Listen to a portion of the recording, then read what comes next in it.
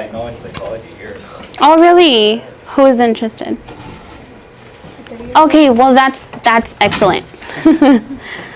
Okay. Oh, I forgot to raise my hand, myself included. So Ah, I was actually thank the you. president of the psychology club at UBC, so I've always been fascinated by psychology. Wow, really? The Well, software for the brain, right? The most yes. important thing we have, our brain. Okay. So anyway, I just wanted to welcome Michelle. She's one of our graduates. She graduated 2013, you said? Mhm. Yeah, so she 6 wanted to years come ago. talk to you about her experience and maybe give you all some advice and just talk about her experience here and at UTEP. So, Yes. okay, well, welcome. Thank you. Okay, so yes, I graduated 2013, which was like 6 years ago, which honestly, looking back, I really think about it as just yesterday, because the years just go by so fast now. But anyway, so I'm a third-year behavioral neuroscience PhD student, and so I put third year because technically I'm in the program for 5, but because I'm in behavioral neuroscience, it typically lasts 6 years to get the PhD. And what's good about UTEP is that along the way, when I'm doing the PhD, I'm also able to get my master's. So in any case, if I don't, let's say, want the PhD, I can always stop at the master's level. And technically, you don't ever have to go to a PhD level if you don't want to be a professor. So let's say you want to do something different, a master's is sufficient. Okay, and of course I graduated from here. Okay, so let's go back a few years, 6 years. So when I was here, I wasn't necessarily the best student. I had other priorities. My priorities were who my friends were, right? Everyone in high school typically wants to be popular, and you focus on other things like relationships as well. And I did not take my education very seriously. I think I graduated number 74 out of 114 of us. And even then, my overall GPA was a 90. So even though I didn't really care, I still tried. So that was me, right? I always kind of did the minimal effort just to be okay. And because I didn't take my education seriously, I was kind of like, well, if I'm not really trying right now, what's to say I'm going to have a good future? And I think that that's especially difficult in this high school because you're already a little like expected for you to know what you want to do in the future, right? That's the purpose of this high school, to better prepare you for your future. That way, if you're financially struggling, you already have credits to transfer to the university so that you don't have to pay again to take those courses. Okay, so in total, it took me around 3 years to graduate at UTEP. I didn't graduate early, so if I would have graduated early from high school, I think the time at UTEP would have been shortened. But in fact, I'm glad that that didn't happen because of the research aspect that I'll be talking about. Because when you join a research lab, they want you to be like a sophomore, it's okay if you're a junior, but they want you to be a sophomore.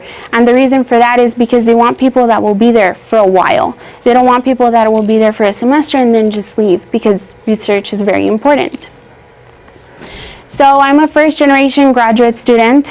Technically, I'm first-generation student ever going to college, really.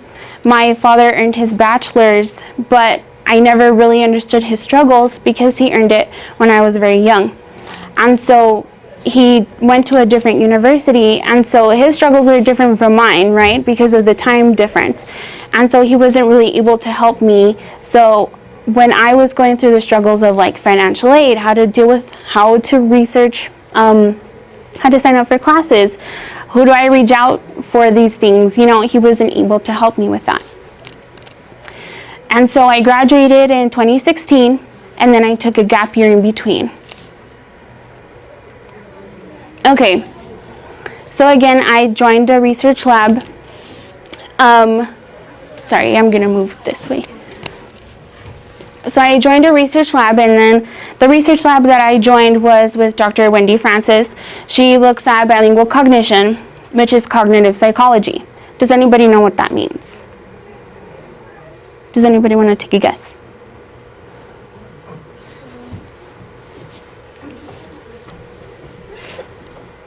So cognition, like being aware.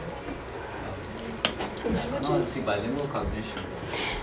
It's kind of difficult, right? So cognitive psychology is about studying the mind. But here we're studying the mind in bilinguals. Bilinguals doesn't have to just be English, Spanish bilinguals. That's what we're used to, at least in this region. So that could be, I don't know, French, Spanish, French, English, whatever. It's 2 languages that one is very fluent in, that you can have a conversation, read in that language, well, both languages, and so you're considered a bilingual, at least in that lab. And so I joined that lab when I was a senior at UTEP, which again, as I mentioned before, that's kind of like don't do that, because they don't want someone that's just going to be there for a year. They want someone that's going to be there for a while. And so I got very lucky. When I was working with her, she actually liked my work ethic, and I think that I really got that work ethic from being in this high school. And so typically, the way that it works is that you take a class that actually counts as credit towards your degree, and it's called independent research. And when I took it, it's for credit, and then after that, she asked me if I wanted to join, like officially. And when I joined, she also started to pay me. So by then, I was a research assistant. And that's great, because that meant that I didn't have to keep working where I was before, which really interrupted with my studies. I had to be working, and not only that, but you also have to worry about school. And typically, as an undergrad, you take 4 classes. 4 classes may not seem a lot, because right now you're taking 8, but trust me, no, do not take more than 4. Okay, so I was also with her for the first 2 years of graduate school. I mentioned I was a 3rd year. So that means that just recently I made a change, right?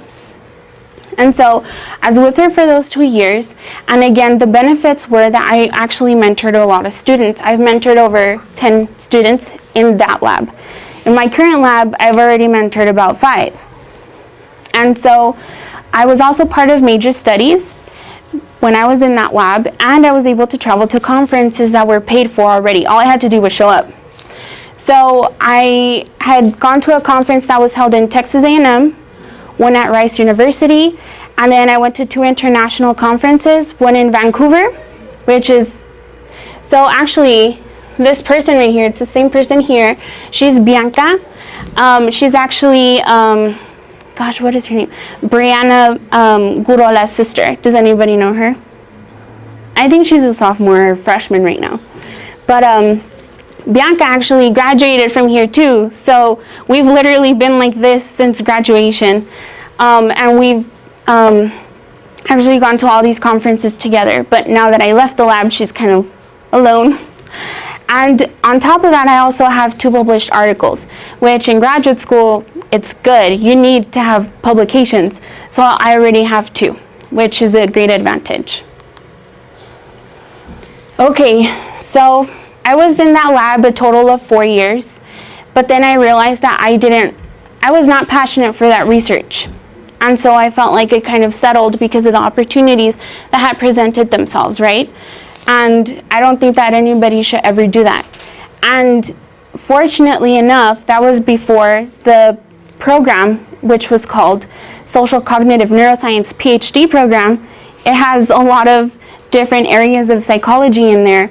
And before they branched out, that's when I decided to move to another research lab. So this is actually Dr. Wendy Francis. And then I spoke to Dr. Edward Castañeda. So he's the chair of psychology. And I spoke to him because he's a behavioral neuroscientist. And I wanted to know what it was like to be a behavioral neuroscientist, because that's what I wanted to do initially. But I felt a little intimidated, and so I didn't really want to go into that. And so he convinced me, which is great, because now I work with Dr. Ian Mendez, great mentor. I think that if you want to pursue something in psychology and you do research, you really need to find your mentor. Okay, so this is what I do in Dr. Mendez's lab. Is anybody like against animal testing? I'm sorry, but I hope to convince you about why it's necessary. So what we look at is e-cigarette vapor.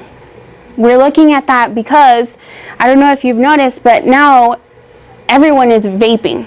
How many of you know what vaping is? Dr. Castañeda always says, everyone has T-Rex hands. Yeah. So just raise your hand.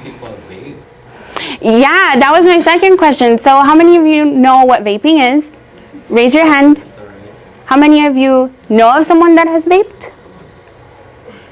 How many of you have tried vaping? It's not going to be looked down upon, okay? I tried it. So because he said that, now everyone, okay. So let me tell you about the consequences. So there's a lot of unknown health risks. What does that mean? Well, because this is so new and everyone is like just vaping out of nowhere, it's kind of hard for us to keep up with everyone else, right, with the consumer. So there's actually not a lot of research done in vaping. So that's what we're trying to look at. What are the consequences of vaping? And so mainly it's targeted towards adolescents, and that's really bad because that means that now we're regressing. So usually people that would smoke cigarettes were people that were a little bit older, right? 18, because that was the age that you could actually start smoking legally. But now, because there are no regulations against that, it's like anyone can just do it, especially because everyone likes the different flavors, right? Like cherry, cotton candy, mango. And because I think the experience of like blowing the smoke and it looks so beautiful, well, it's doing some things to your body that you do not know of. So even if you are vaping and there is no nicotine in there, does anybody know what nicotine is? What's nicotine? It's addictive. It's like a drug. It is a drug. It is. Just like alcohol. Alcohol, it is a drug. So, yes, it is a drug. So even if you're vaping, and I know there's different types of vapes. There's those that need the liquid, and then there's those that I don't think, it's like a cartridge. Whichever one it is, even if it doesn't have nicotine, it has other things in there. They're called additives. Some of them are propylene glycol, glycerin, and those are very bad for you because those also create dependence. Does anybody know what dependence means? It goes along with addiction. So what's the difference, Michelle, between addiction and dependence? Well, it's actually very similar. So when you're addicted to something, or it doesn't have to be a drug, right? But in this case, we're talking about drugs. So when you're addicted, it means that you are dependent on that drug, that you cannot continue your day without needing, let's say, a hit or a puff of vapor. It doesn't have to just be limited to this. It could be other drugs, right? Like let's say you're doing heroin. You need to do heroin a certain amount of times throughout the day. If not, you cannot function. So when you create dependence, if you leave that drug, you're going to have withdrawal. The only drug that doesn't have withdrawal effects is cocaine. I'm not telling you to do cocaine because that is terrible, but I'm just saying, there's no withdrawal. And so in this research, we do animal research and we focus on e-cigarette vapor. But, just to keep your minds at calm, the rats are well taken care of. When we're talking about animal research, I used to think, well, like the conditions must be so bad because there's people protesting against it, right? And I just thought, maybe they're like beaten up or like they're killed horribly. But because I'm in that setting now, that's not the case. So we actually have to do everything regulated. Everything has a protocol. In the protocol, you have steps that you need to follow. If you don't follow them, then you're in trouble. For example, when we're dealing with rat weights, if you're not food restricting, then the rats always need to have food, and you always need to weigh them to make sure that their weight is okay. Also, there are, technicians that go in there every day they go in there and they change their water, they change their food. And then there's also a vet. So if we ever have an animal that has gone through surgery and we notice that there is an infection, or maybe they're displaying differences in behavior, we call the vet. And so the vet goes in and checks on it, and then she tells us, okay, put this ointment, put this injection, and the rat will be fine. And then we analyze the data using very cool techniques called statistics, which for some people it's not very cool, but I've learned to like statistics because I have to do them. Okay, so this right here is part of our vape machine. So we actually have to wear a lot of PPE. So we have to wear a mask, we have to wear a lab coat, we have to wear gloves, and then we wear shoe covers. And so the person that is here, actually, she was a Smart Mind student, and you can see her reflection right there. So in these boxes, you can see that there is puff coming out, right? Because we can teach the rat to learn to associate sounds with food and press a lever, but we cannot train the rat to inhale something. And so what we do is we place the rats in the box, right? And so they get exposed to the vapor. We have different nicotine concentrations, and we want to see what different concentrations do to change behavior and maybe change in neural circuits. And so we put 2 rats in per box, I believe 1, 2, 3, 4, and then over here it's cut off, but over here we have a cartridge full of the nicotine liquid. And then over here, this is actually where we put some rats for some experiments, and then they press a lever. So there's a lever right here and right here. These are lights. And I think this is for IVSA. So IVSA is when they are actually administrating a type of drug to themselves. And the way that that works is that there is, I want to say, like, there's a catheter somewhere in their body that goes through the jugular vein. And so when it goes through there, it immediately has the effect of the drug. So as soon as you take it, you feel it. And then we actually had some Smart Mind students. Smart Mind, it's a program that is aimed for people that want to join and do some research over the summer. So I had 2 students that I actually got to mentor myself. So this is Maham and this is Shelby. Shelby came from University of Tennessee and Maham is from University of Houston. And then that is my mentor, Dr. Ian Mendez. And they were doing different projects. And so they got exposed to doing different research with us. And with Shelby's study, she was doing something called ICSS, which is intracranial self-stimulation. And that's actually what I'm following up on. So that's going to be my thesis. Michelle, what is that? Yeah. So we have a rat here. And right here on top of its head, it has an electrode. So in order for us to have an electrode in there, we actually have to do a surgery, implant an electrode, and we implant it in the medial forebrain bundle, which is right here.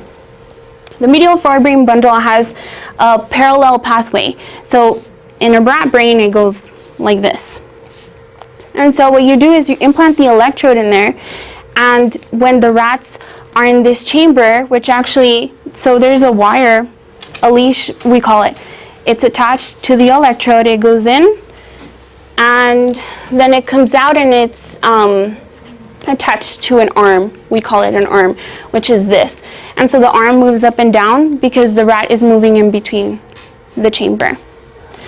And so the way that we also see differences in neural circuits is because within the pathway, you can see that these yellow little things are acetylcholine receptors, which are called nicotinic acetylcholine receptors. And so they're right here, which follows the pathway of the medial forebrain bundle. And so because we're talking about nicotinic receptors, it goes with the nature of the research, right? We're looking at nicotine. And so what we could also do is look at receptor binding. So we have to do some sort of analysis with brain collection. So we collect the brain, And then we analyze it, and then we see how many receptors actually binded at a special receptor. For example, I believe that there is a lot of receptor binding with like the alpha-4 beta-2 receptor, something like So that. you're looking at the brain to see what parts are affected when the rats take nicotine. Yes, and so something I forgot to mention is that when they're doing ICSS, so here I think that there's levers, but in my experiment we have a wheel. So the rat actually spins a wheel. Whenever it spins a wheel, it delivers electrical stimulation to that pathway. So basically that pathway is the feel-good pathway, right? We have one, and it's also called the Mesolimbic Pathway. So that is for anything that feels good. Happiness, being with family, chocolate cake, anything that makes you feel good. And that is what the rat is spinning the wheel for, to feel good. But we also want to see if it's exposed to nicotine, and then we inject it with an antagonist drug. That means that it blocks the excitation or the feeling good, right, of the receptors. Then it goes into withdrawal. And if we put them in here, we want to see, well, how does that affect it? Especially if we're dealing with adolescent rats, because then we can generalize it to adolescents, right? Because you guys are the target of these companies that are, selling the vape machines. Oops. Okay. Okay, and then another type of research that we're doing is called optogenetics. So what we do here is we actually implant, well, no, we don't implant anything, but we put it at the top of their head, and then there's it kind of looks like a catheter that goes in their back. And when we take the cap off of their back, we attach like some sort of like wire that has a battery, and when we implant it, you actually see the light turn on. And so because we're dealing with nicotine, right, we can actually turn on and off the nicotinic receptors. And so when you do that, you can actually mess with the neuron itself. So this is what a neuron looks like. In these little trees, they're called dendritic, the dendrites, and then you have dendritic spines, which are these little things. And those, do you see this right here? This is from another neuron, and then this is, let's say, this one right here. So in here, you have a little receptor. And so you have a ligand, or a naturally occurring neurotransmitter, which is, a neurotransmitter is something that naturally happens in your brain. For example, we have dopamine, acetylcholine, we have endogenous opioids, and endogenous cannabinoids as well. So it attaches to the receptor. And so, We're going to transfer. Okay. We'll have some new students coming in. Yes. Anybody leaving right now? No? Okay. Yeah, just leave it on my desk. What's it called?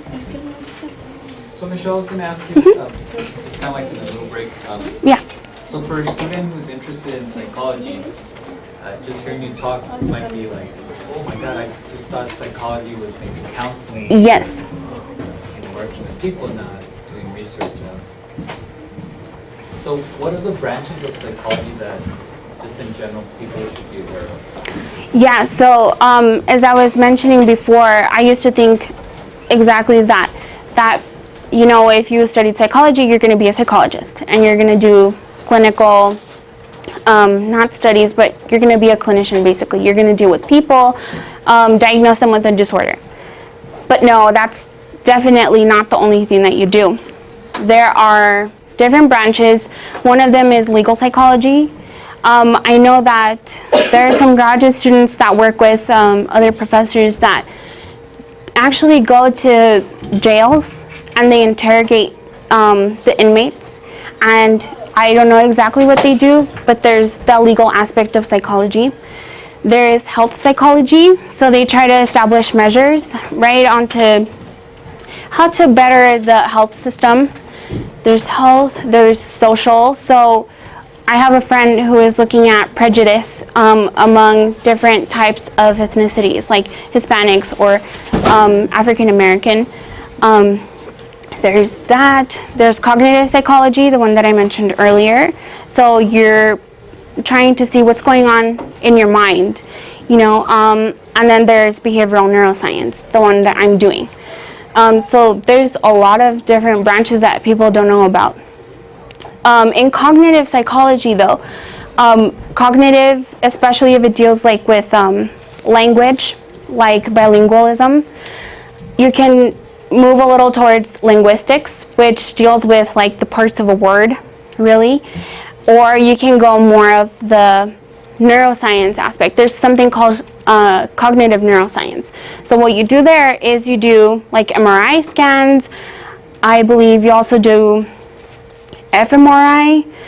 Basically, you actually look at the scans of the brain in different people, which you don't usually do with, I guess, regular cognitive psychology. So there are a lot of things that you do in between those branches. So no, it's not limited to just being a clinician. And then as far as like employment opportunities, so like, can you maybe just tell us a little bit about your work, like jobs, like, oh, the FBI hires this type of psychologist, or anything that you're aware of?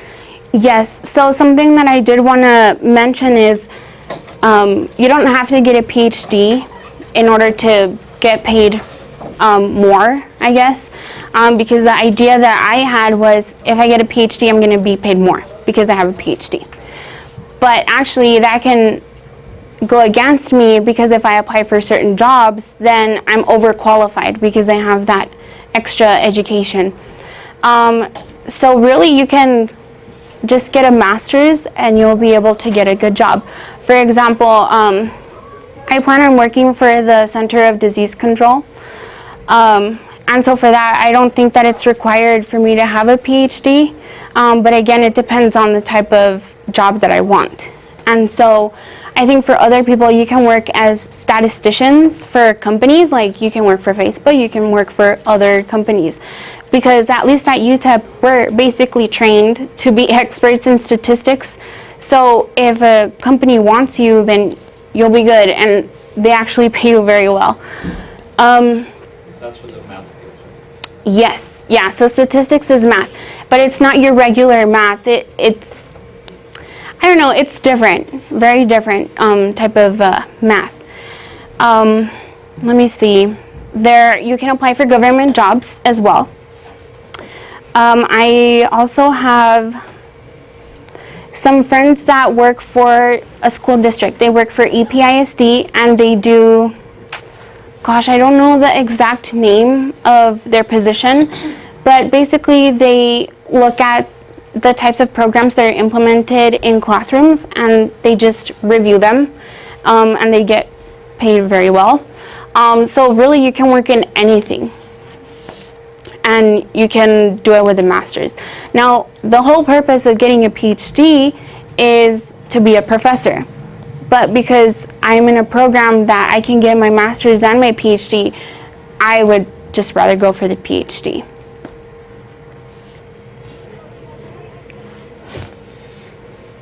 Does anybody have questions?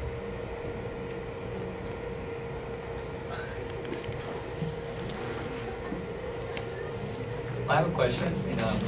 Any good memories from MECHS?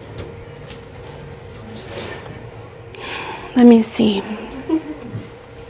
The ones that I remember the most are with Mr. Dungan. I think I was the first student that took a yearbook with him all 4 years. And I just remember I like to talk a lot.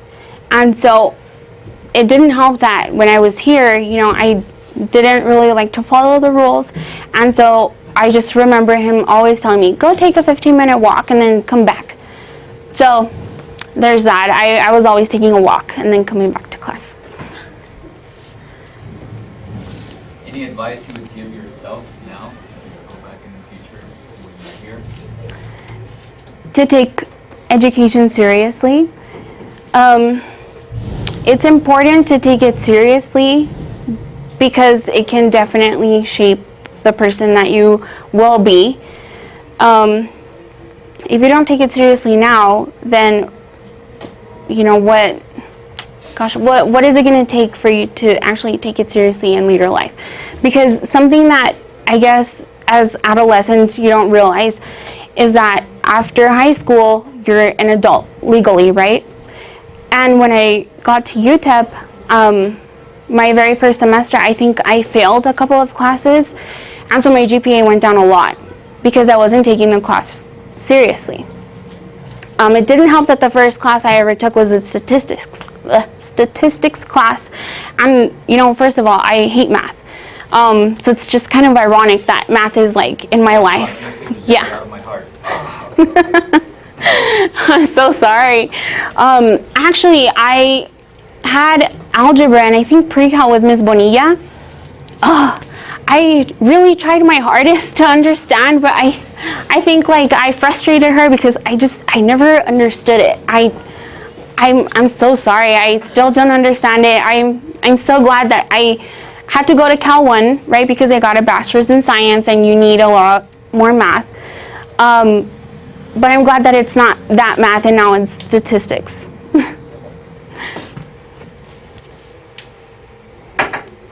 Do you have a question? Oh no.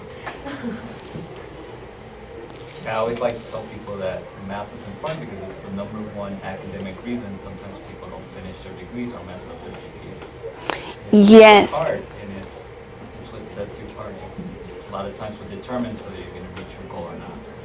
The hard part, and it's you can do it. Exactly. I think that if you are able to master math or science, I think that you'll be good. You'll be set for life. Because the ironic thing is also that I hated science. I didn't like it. I didn't like biology. So now looking back, I got a Bachelor of Science, which means that I minored in science and I minored in biology. So everything came back to me, really. But I'm glad that it did because I'm in the position that I'm at now. Mm-hmm. What classes did you have to take for your bachelor's? That what, I'm sorry? What classes did you have to take for your bachelor's in science? I think I took, there is a requirement for how many classes you need for your minor. And then they give you a degree plan and you have to follow it for your major, let's say you're majoring in psychology. You have different degree plans if you're getting a Bachelor of Arts than a Bachelor of Science. I think if you want to go into psychology, it would look better if you get a Bachelor in Science rather than a Bachelor of Arts. So when you're doing the Bachelor of Science, you have to take a certain amount of classes for your minor, right? I think I took toxicology, forensic DNA analysis. I took molecular biology, I think. I took genetics as well. So that's already 4 classes. I think I needed 6. But you can knock those out. A lot of people say that they're hard. It's hard if you're not passionate about it, if it's not interesting to you, and if you don't try. Because I think that I really undermined how difficult it is when you're at any university. You don't have teachers babying you and telling you, why didn't you do this? Did you study? Did you read this? It's really, you're on your own. And I've actually have classes where we only have a midterm and a final, which is really intense because if you already mess up one exam, that's half of your grade already. So let's say you get a 50 in your midterm, well, I don't think 100 will save you in the final either. So you really need to take everything seriously. It's definitely not like high school. Mm-mm.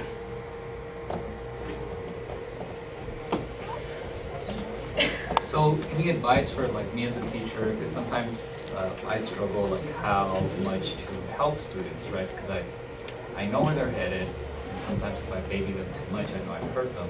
And then if I don't baby enough, then they just flunk. Right? So, I mean, for your experience now, like you graduated from here.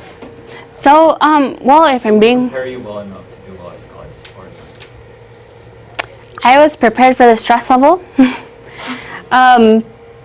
What I think kind of set me back a little bit from being here was that everything was done for me. So even when you take college classes, I remember we would have to go to the counselor, turn some paper in, he would do it for us, and then here's your schedule, go to this class. Which is, it's fine, you know, but when you're in college, you're on your own, you don't have that counselor anymore. So now there are certain months you have to look forward to, well, not look forward, you know, but you have to watch out for those months. I think classes open for the fall in like May. So if you don't sign up quickly, then the classes that you need are going to be full, and professors are not going to care if you're crying to them, telling them, I need to take this class because you had enough time to sign up. And I didn't know about that. Actually, I think I signed up like late July, and class doesn't start until like August 26th.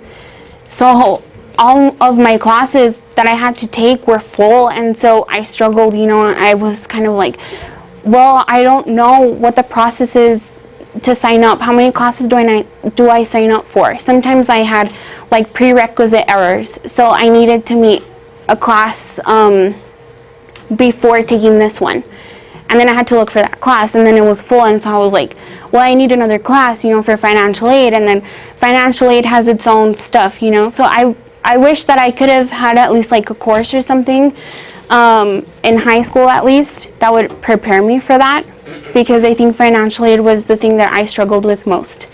Knowing how to, or how much money was going to be left after all my classes were paid, and then what to do with that money, because I know a lot of people tend to spend it because it's extra money, but that money should be used to be paid for the next semester. And then a lot of people take financial aid for granted. You know, there's people, unfortunately, well, fortunately and unfortunately, that have parents that make enough money, right, where you don't qualify for financial aid. But that, I think, plays a burden on the student. I have a friend that actually happened to her. Her parents were earning a lot of money, but that meant that she had to pay for her classes. And so, you know, her parents did not baby her and give her all this money, so she had to start working, save up that money, pay it on time before classes, the registration for classes closed. Because if you don't pay by a certain time, then you have to take out an emergency loan, and you have to pay that loan by a certain time, and it's just a lot of a mess with that. So, and I think you learn from that if you go through it, but if you can be prepared for it, then I think that it helps.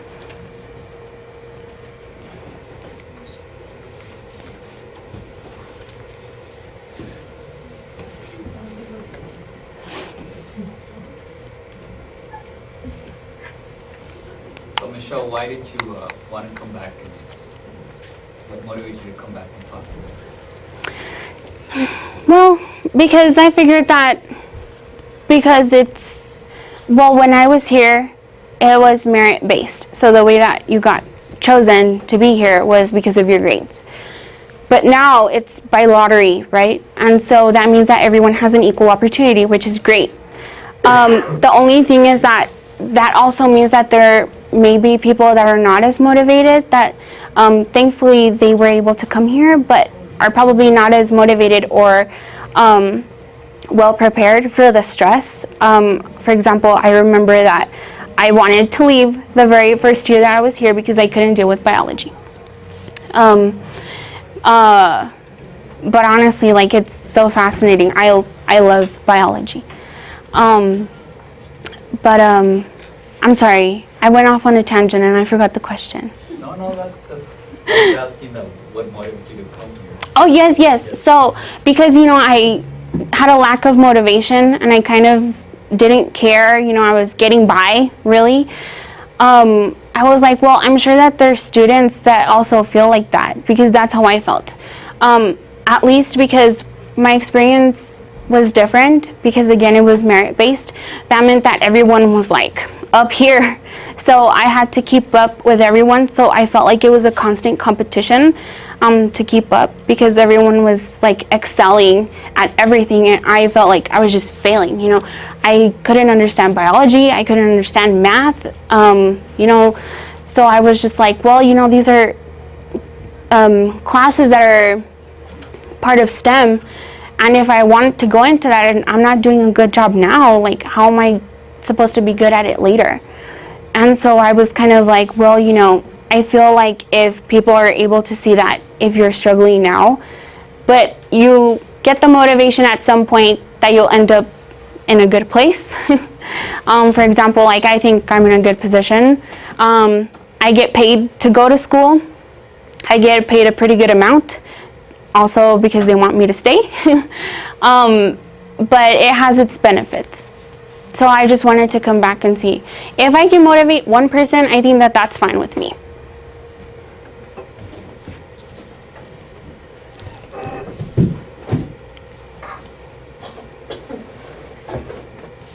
I think Michelle was saying she's going to pay people to ask her questions.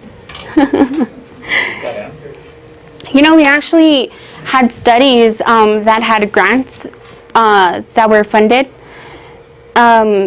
And so if people wanted to participate, we paid them $10 an hour. So unfortunately, I don't have that kind of money, you know. Involve needles in the brain? Fun stuff like that? No, that was with the bilingual research. No, I'm just kidding.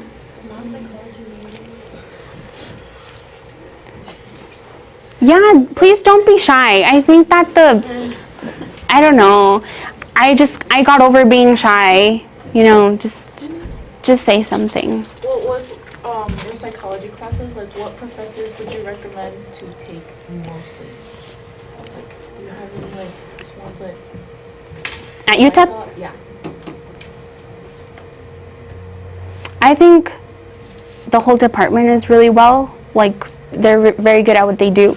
I've heard a lot of people say that they really like, gosh, what is it? Human Sexuality with Dr. Cooper. Cognitive Psychology with Dr. Schwartz. What is it? Learning and Memory with Dr. Francis. Psychobiology with Dr. Castañeda. Drugs of Abuse and Behavior with Dr. Serafine. Those are all classes that count for a major. And personally, I liked all of those.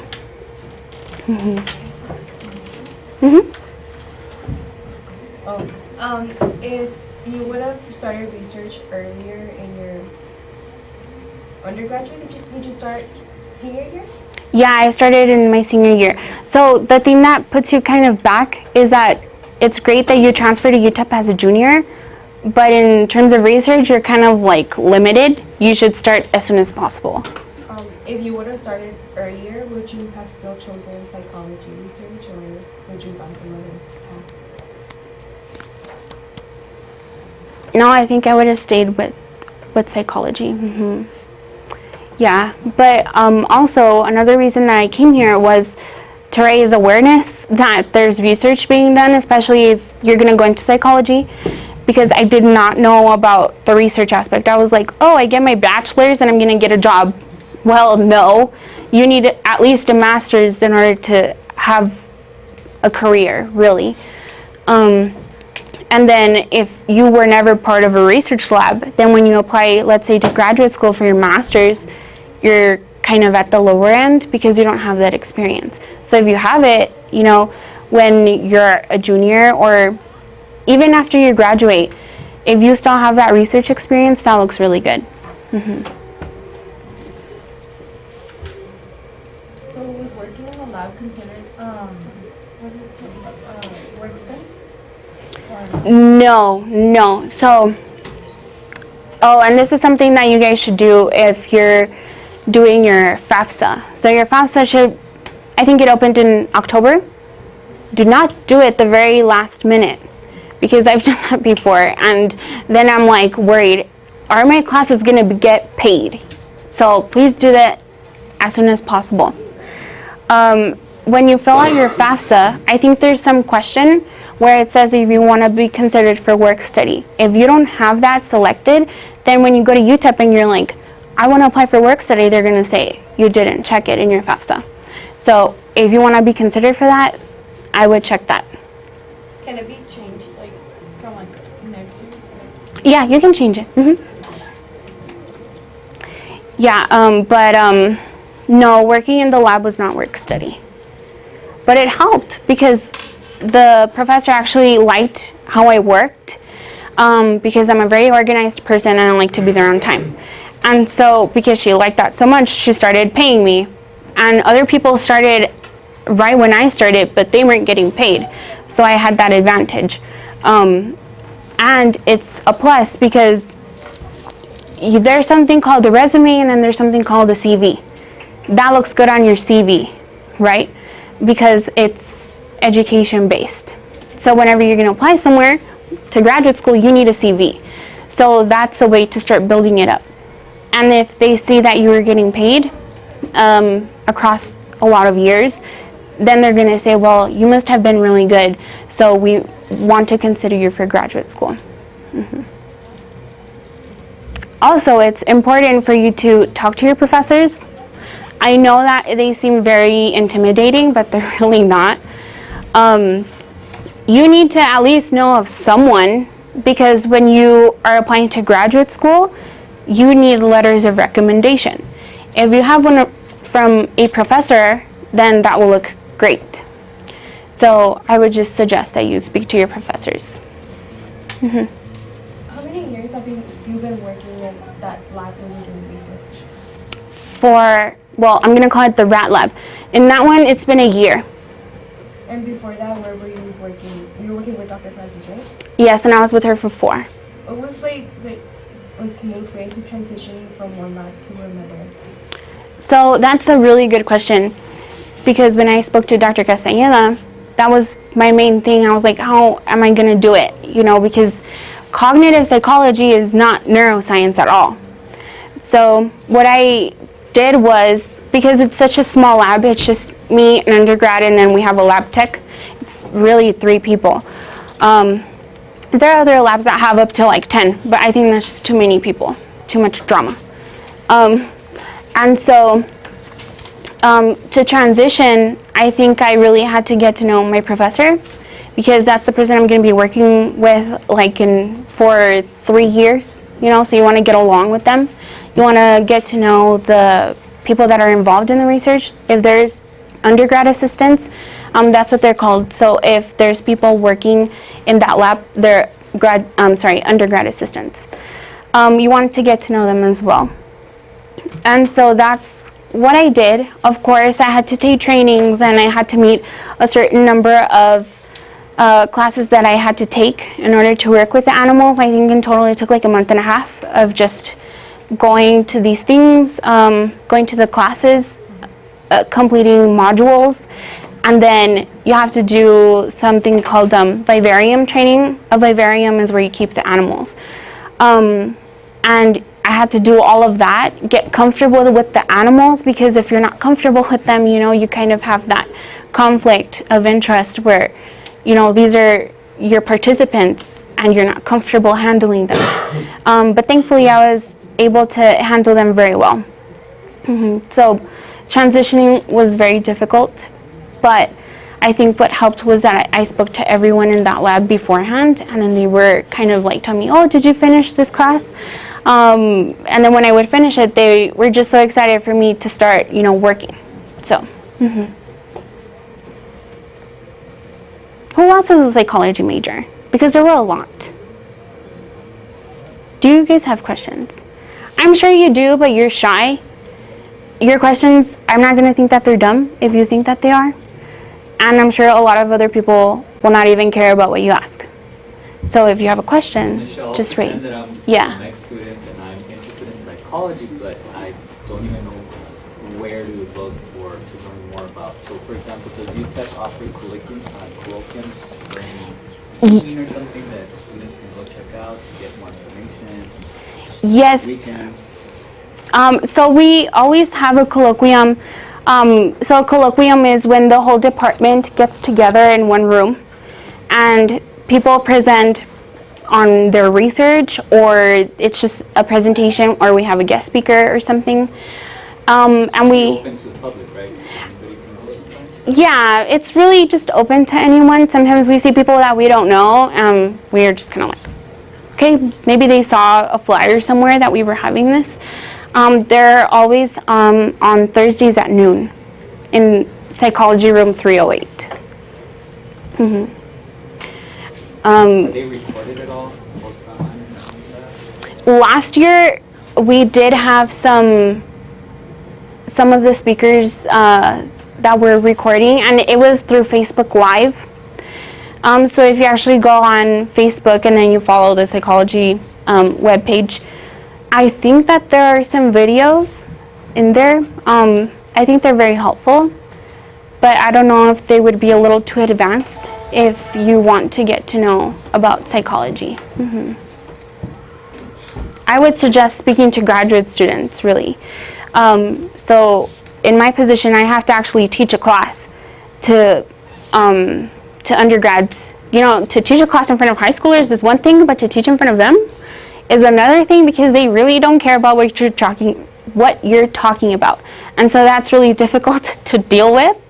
But I always had students reach out to me and tell me, how can I read this literature? Because reading literature is hard. It's not your regular type of writing. It's professional writing. And some vocabulary that is used is just way too advanced, and you won't know about that vocabulary unless you ask someone that is in that field. And so I had students ask me, how do I read a paper? How do I read an article? And then I had other students ask me about financial aid, things that are unrelated to the class, or about research. How can I join a lab? And then I would just send them, you know, talk to this professor, talk to this person. And yeah, thankfully I've seen, I think it's like 4 students join labs, so that's really good. I'm glad that happened for them.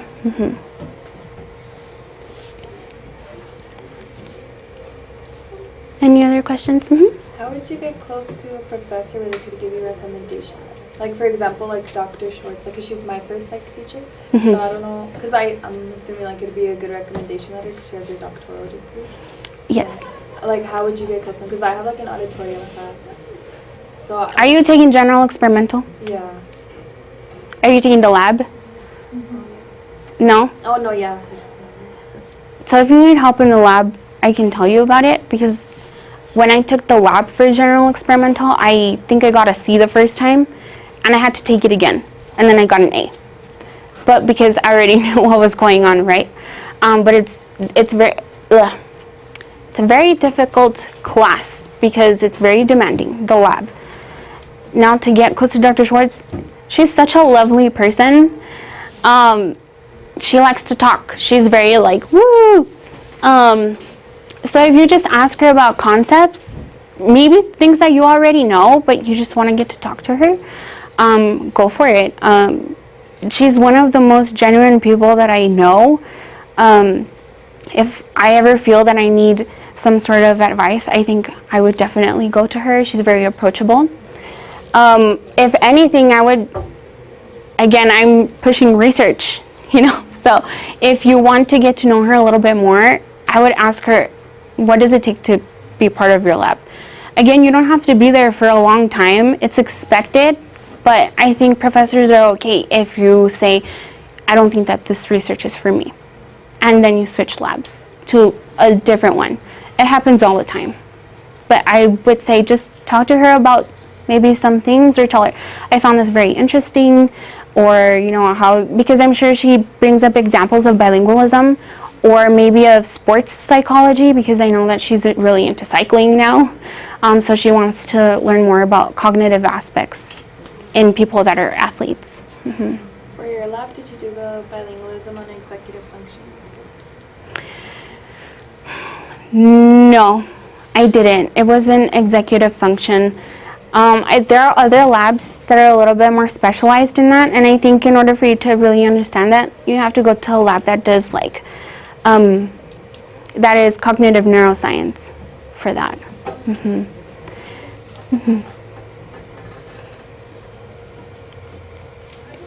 I was going to ask you a question. So to get recommendation letters, I mean, it's pretty straightforward. Of course, you want to max out your grade in that class to show that you're a strong student in the subject.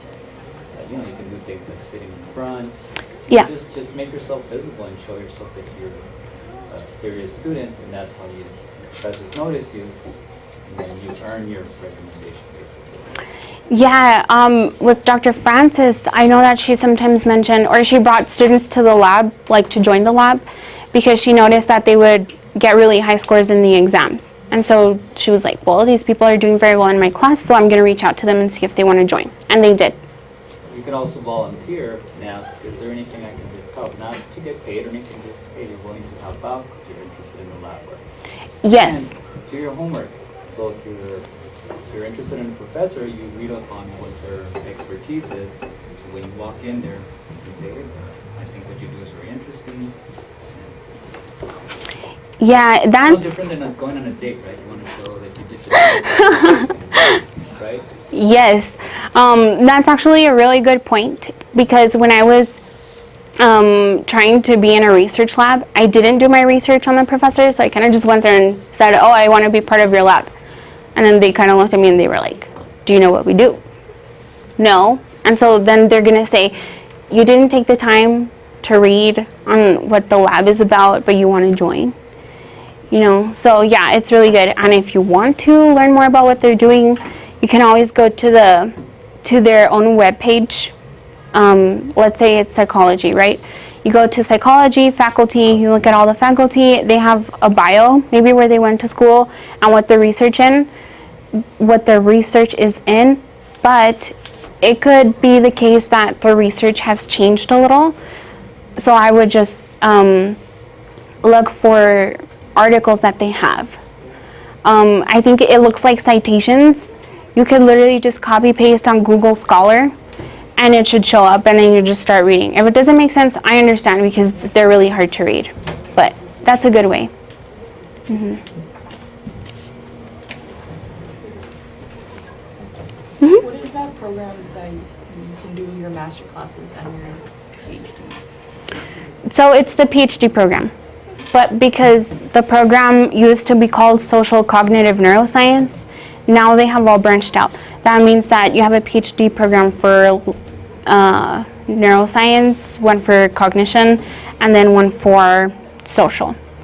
So, but in each of those, you can still get your master's along the way. Let's say the case is that you don't actually want to get the PhD anymore, because, I don't know, your beliefs about the program have changed, you can always stop at your master's. Mm-hmm. And Michelle, since we are recording, and this will be on, we will archive it, so if any student watches this and they have questions for you, do you have your contact information if you want to? Is your email just so if they have questions? Sure. Yes, well, I don't have it in the presentation, but I can say it out loud. Is that okay? Or you could just write on the board. Omar,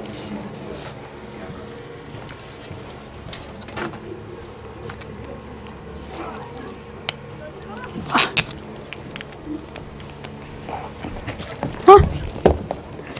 Okay.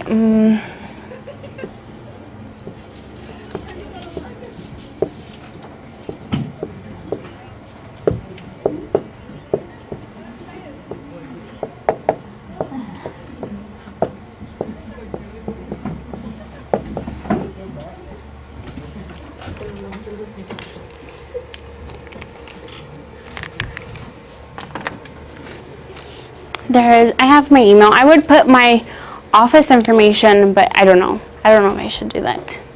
It's in the email. yeah, that's a good start. Thank you. Mm-hmm. Does anybody else have any other questions? Because I will leave and I don't know if I will come back.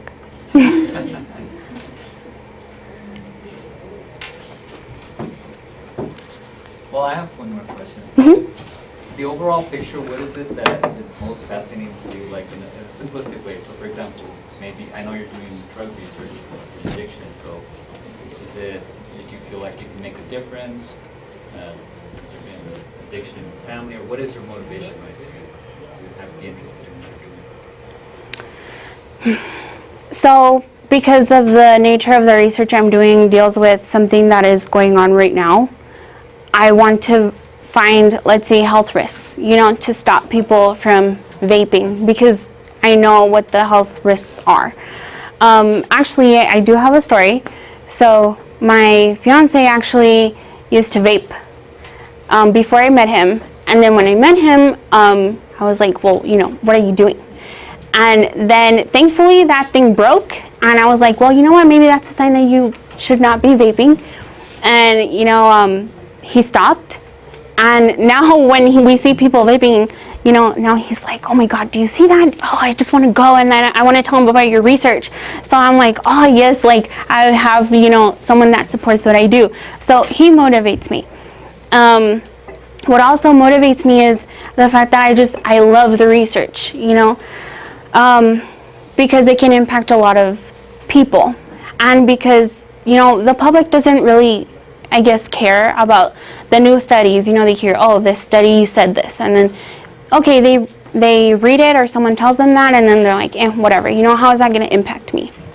You know, all of the time put into these studies is very time consuming, and we want to make some sort of change happen.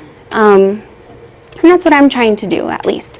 One experiment at a time is what I say. But what also motivates me is that I'm surrounded by people that love what they do as well. I know my professor really wanted me to join, and he actually told me, you know, you could be a good advocate for women in STEM, because even though there's a lot of women, it's still dominated by a lot of men. And so a lot of women can feel a little intimidated by that, which I'm not. You know, I'm trying to promote that. And so, you know, I can't be here saying that I don't love my research, but still be advocating for that. And so that's why, you know, whenever I go into lab, I'm like, yes, you know, what are we going to do today? If we need to do a surgery, I want to go in there early, finish it, you know, and get to work, really. Something that Dr. Castañeda actually told me was, something is going to be, you know, your passion if it doesn't feel like it's work. So whenever I go into lab, technically I'm getting paid for it, so it is a job, but I don't see it as a job. You know, I'm there and I'm like, no, I want to do research for the rest of my life. That is like, that's never going to change. So no, I love what I do. Mm-hmm.